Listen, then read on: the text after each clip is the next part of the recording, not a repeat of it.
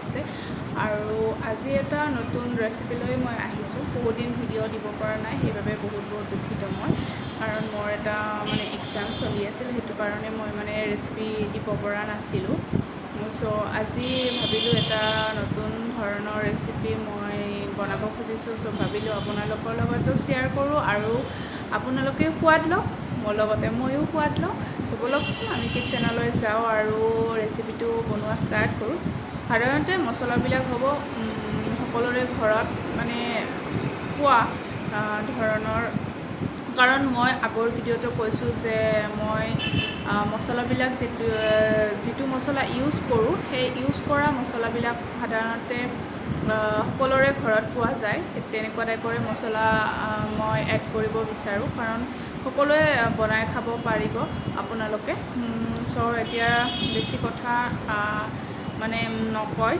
আমি ভিডিঅ'টো আৰম্ভ কৰোঁ চবলক আমি এতিয়া পাকঘৰলৈ যাওঁ চবলক আৰু মই 3টা পিঁয়াজ লৈছোঁ আৰু পিঁয়াজ 3টা কাটি ল'ম মিহিকৈ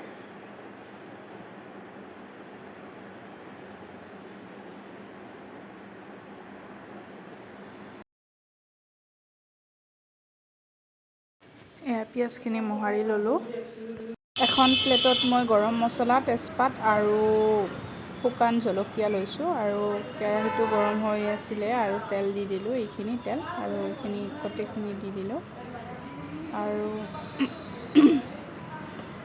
পিঁয়াজখিনি দি দিলোঁ লগতে আৰু ৰঙচুৱা হোৱালৈকে পিঁয়াজখিনি ভাজি থাকিম আৰু মই বটি লৈছিলোঁ আগতে মোৰ বটা আছিল আদা নহৰু পেষ্ট এইখিনি আৰু ইয়াত এড কৰিম কেঁচা জলকীয়া দিলে আৰু এটা সোৱাদ আহে বেলেগ ধৰণৰ এটা সোৱাদ আহে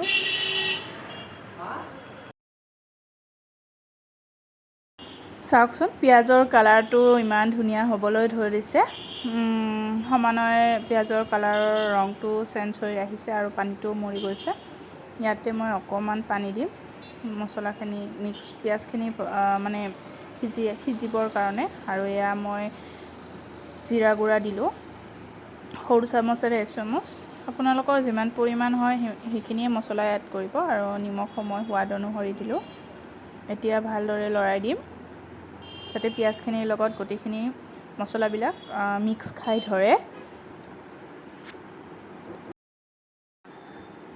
আৰু ইয়াতে এটা মই নহৰু দিছোঁ গোটা নহৰু কাৰণ গোটা নহৰুটো দিয়াৰ কাৰণে ফ্লেভাৰটো অকণমান বেলেগ ধৰণৰ হ'ব আৰু এতিয়া এখন ঢাকনিৰে ঢাকি দিলোঁ আকৌ লৰাই দিলোঁ ইয়াতে এতিয়া মই হালধি দিলোঁ আৰু লৰাই দিম অকণমান পানী সিজিবৰ কাৰণে আকৌ অকণমান আৰু এটা সৰু কেৰাহী লৈছোঁ আৰু কেৰাহীখিনিত যিখিনি কণী থৈছিলোঁ কণীখিনি মই বাকলি এৰাই লৈছোঁ আৰু গৰম হোৱাৰ পিছত কণীখিনি ধুনীয়াকৈ ফ্ৰাই কৰি ল'ম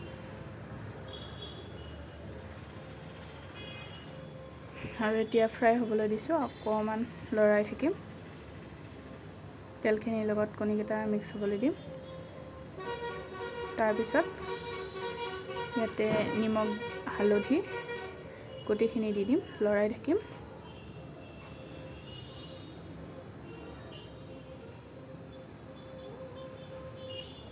আৰু এতিয়া ধুনীয়াকৈ লৰাই দিম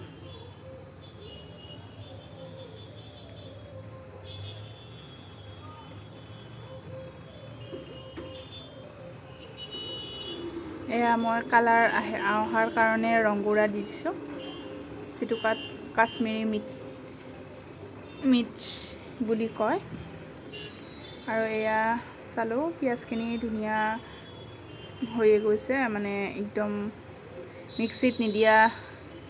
মিক্সিটো নিদিওঁ পিঁয়াজখিনি একদম পূৰা গলি গৈছে পিঁয়াজখিনি সেয়া চাওক না কালাৰ বহুত ধুনীয়া আহিছে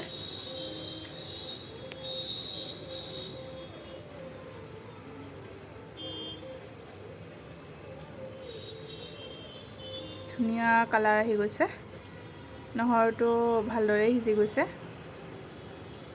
আৰু কণীটো মোৰ ভজা হৈয়ে গ'ল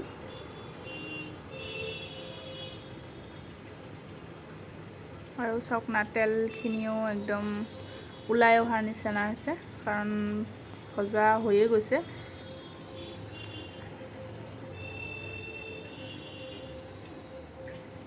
আৰু ইয়াতে মই এতিয়া পানী এড কৰিম, অকণমান লৰাই দিছোঁ। আৰু তাৰপিছত এতিয়া মই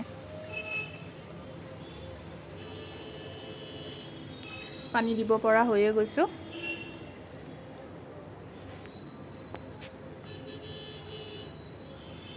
আৰু ধুনীয়াকৈ সিজি থাকিব।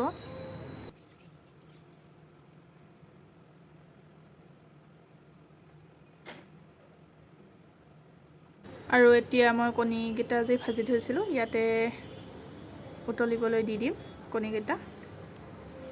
আৰু যিটো কেৰাহীৰ ভজা তেলখিনি আৰু নিমখ, এই মছলা গোটেইখিনি আছিল, সেইখিনিও ইয়াতে মই অকণমান পানীৰে মিহলাই ইয়াতে দি দিম। তেতিয়া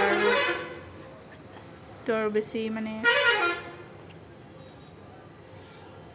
নহয় আৰু এতিয়া উতলিবলৈ দিম। এয়া চাওক, কালাৰ বহুতেই ধুনীয়া আহিছে। অকণমান লৰাই দিছোঁ।